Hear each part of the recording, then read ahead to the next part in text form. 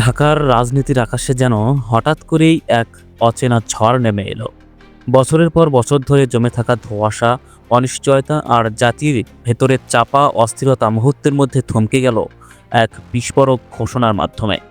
দীর্ঘদিন ধরে রাজনীতির প্রান্তে থাকা একটি সংগঠন, ইনকিলাব মঞ্চ, হঠাৎ করে যেন কেন্দ্রবিন্দুতে উঠে এলো।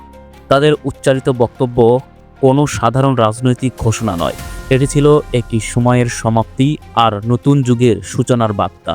এই ঘোষণার পরপরই দেশের রাজনৈতিক অঙ্গনে যে ভূমিকম্প শুরু হয়েছে তা সাম্প্রতিক ইতিহাসে বিরল। গোটা জাতি যেন এক কণ্ঠে দাঁড়িয়ে গেছে, আর সেই ঐক্যের আগুন জ্বালিয়ে দিয়েছে ইনকিলাব মঞ্চের বজ্রকণ্ঠ ভাষণ। এই মঞ্চ থেকে উচ্চারিত কথাগুলো বাংলাদেশের রাজনৈতিক ইতিহাসে আগে কখনো শোনা যায়নি। এটি কোনো দলীয় সুবিধা, ক্ষমতার হিসাব কিংবা নির্বাচন কেন্দ্রিক কৌশল নয়, বরং এটি জাতির অস্তিত্ব রক্ষার আহ্বান, একটি স্বাধীন ও সার্বভৌমত্ব রাষ্ট্র হিসেবে মর্যাদা পুনরুদ্ধারের দাবি।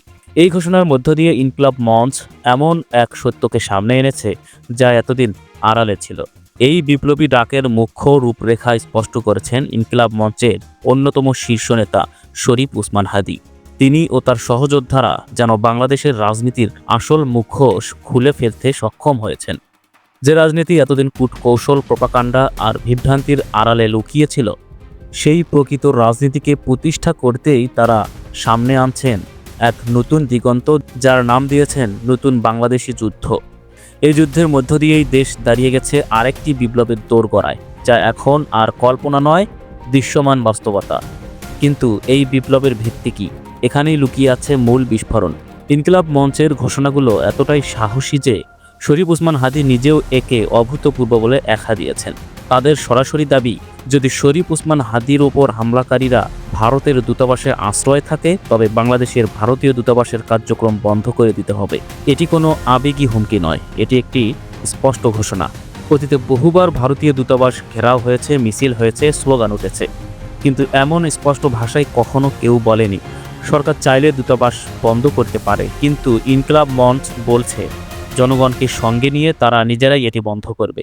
এই ঘোষণার গভীরতা বুঝতে হলে একবার ভাবুন, এর মানে কি? এর মানে হলো জনগণের শক্তিকে ব্যবহার করে একটি আঞ্চলিক পররাষ্ট্রনীতির বিরুদ্ধে সরাসরি চ্যালেঞ্জ ছুড়ে দেওয়া। এটি বাংলাদেশের প্রকৃত রাজনীতি, যেটা ইনকিলাব মঞ্চ ধরতে পেরেছে। ইনকিলাব মঞ্চ যে আসল রাজনীতির কথা বলছে তার ভিত্তিতে রয়েছে এক গভীর বিশ্লেষণ, যা এখন আর অনুমান নয়, বরং প্রায় প্রতিষ্ঠিত সত্য। তাদের দাবি, বাংলাদেশের চলমান অস্থিরতা, বিশৃঙ্খলা ও সন্ত্রাসীর পেছনে ভারতের সরাসরি হাত রয়েছে। শরীফ ওসমান হাদীর ওপর গুলিবর্ষণের ঘটনার পর এই বিষয়টি আরও স্পষ্ট হয়েছে। তাদের বক্তব্য অনুযায়ী হামলাকারীরা ভারত সরকারের সঙ্গে সংশ্লিষ্ট। এমনকি হামলার পর তাদের উল্লাসের ভিডিও বক্তব্য প্রকাশ্যে এসেছে, যেখানে তারা বলছে ভারতের শত্রুকে খতম করা হয়েছে। গুলি চালানো ব্যক্তিকে তারা নিজেদের এজেন্ট বলে উল্লেখ করেছে। এইসব কথাবার্তা আর গোপন নেই, এখন তা সাধারণ মানুষের মুখে মুখে ফিরছে। ফলে প্রশ্ন নয় কারা আমাদের মূল শত্রু, সেটাও পরিষ্কার। ইনকিলাব মঞ্চের বিশ্লেষণে আরও বলা হয়, এই মূল শত্রু ভারতেই বাংলাদেশের নির্বাচন ব্যবস্থা ভেঙে দেওয়ার চেষ্টা করবে। তারা শেখ হাসিনাকে আশ্রয় দিয়ে বাংলাদেশের বিরুদ্ধে ব্যবহার করছে। শেখ হাসিনার সাম্প্রতিক বক্তব্যগুলো আর রাজনৈতিক বক্তব্য নয়, সেগুলো সরাসরি হত্যার নির্দেশ।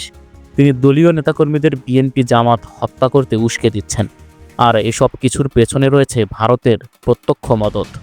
এখানে আর কোনো সন্দেহের জায়গা নেই।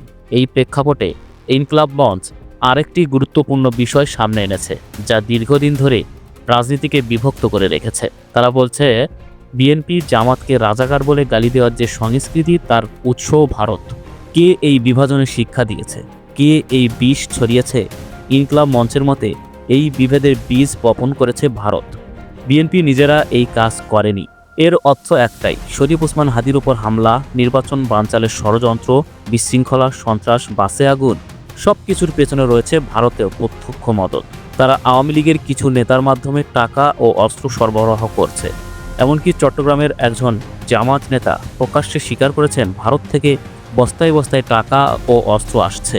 তাই ইনকিলাব মঞ্চের মতে বাংলাদেশের আসল রাজনীতি হলো ভারতকে শায়েস্তা করার রাজনীতি। তারা বলছে, আমরা ভারত থেকে রাজনৈতিকভাবে স্বাধীন হয়েছি, কিন্তু আধিপত্য থেকে মুক্তি হয়নি। এই আধিপত্য ভাঙার একমাত্র পথ শেখ হাসিনাকে ফেরত দেওয়া, হাদীর ওপর হামলাকারীদের ফেরত দেওয়া, সাজাপ্রাপ্ত অপরাধী সজীব ওয়াজেদ জয় সহ অন্যান্য নেতাদের ফেরত দেওয়া। ভারত যদি তা না করে তবে কূটনৈতিক সম্পর্ক থাকবে না। ইনকলাব মঞ্চ এখানেই থামেনি, তারা স্পষ্ট করে বলেছে প্রয়োজনে সম্পর্ক ছিন্ন করা হবে। এই ভাষা, এই স্পষ্টতা আগে কেউ দেখায়নি। এই ঘোষণার মধ্য দিয়ে তারা আগের বিপ্লবকে পূর্ণতা দিতে আরেকটি বিপ্লবের ডাক দিয়েছে। এই বিপ্লবের মূল দাবি ভারতীয় দূতাবাস বন্ধ এবং সম্পর্ক ছিন্ন। তাদের বিশ্বাস এই চাপেই ভারত বাধ্য হবে, নইলে জনগণের শক্তিতে দূতাবাস অচল করে দেওয়া হবে। ইনকলাব মঞ্চ ঘোষণা দিয়েছে যদি হামলাকারীরা ভারতে আশ্রয় পায় তাহলে বাংলাদেশের ভারতীয় দূতাবাস চলবে না, প্রয়োজনে গায়ের জোরেই বন্ধ করে দেওয়া হবে।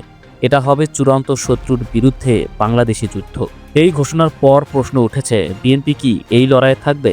ইনকলাব মঞ্চ চ্যালেঞ্জ ছুড়ে বলছে বিএনপি এই কথা বলতে পারবে না।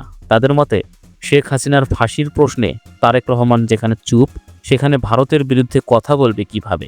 তারা অভিযোগ করছে বিএনপি ভারতের ন্যারেটিভে চলে। তারা মনে করে ভারতই তাদের ক্ষমতায় বসাবে। তাই ভারতের আধিপত্য বিরোধী এই চূড়ান্ত লড়াইয়ে বিএনপি থাকবে না। তবে ইনকলাব মঞ্চ একা নয়, তারা বিশ্বাস করে চরমোনাই ইসলামপন্থী জনতা, ইনকলাব জনতা এবং অন্যান্য দেশপ্রেমিক শক্তি এই যুদ্ধ এগিয়ে নেবে। তারা সরকারকে বাধ্য করবে, নির্দিষ্ট সময়সীমা দেবে। তার আগে ভারতীয় দূতাবাস ঘেরাও, পরে তালা। সরকার যদি আন্তর্জাতিক প্রোটোকল মানতে চায় তবে এখনই দূতাবাসকে বিদায় জানাক, নইলে জনগণ নিজেরাই ব্যবস্থা নেবে। অতএব ভারতের আধিপত্যের বিরুদ্ধে এই সংগ্রাম এখন বাংলাদেশের প্রকৃত রাজনীতি। এই ঘোষণা দিতে পেরেছে ইনকলাব মঞ্চ এক অনন্য সাহস নিয়ে। এমন সাহস অন্য কারো ছিল না। এই ঘোষণাই বাংলাদেশের রাজনীতিতে নতুন অধ্যায়ের সূচনা। এখন সময় বলবে এই ডাকে কারা সাড়া দেয় আর বাংলাদেশ কোন পথে এগোয়। তবে এক কথাই নিশ্চিত, এই বিপ্লবী ডাক আর থামবে না। এটি এখন বাতাসে ভাসছে, আর একদিন না একদিন বাংলাদেশের ভাগ্য বদলাবেই। দর্শক, আপনারা কি মনে করেন তা কমেন্টে জানান। আর এই চ্যানেলে নতুন হলে অবশ্যই সাবস্ক্রাইব করে বেল আইকনটি অন করে রাখুন। ধন্যবাদ।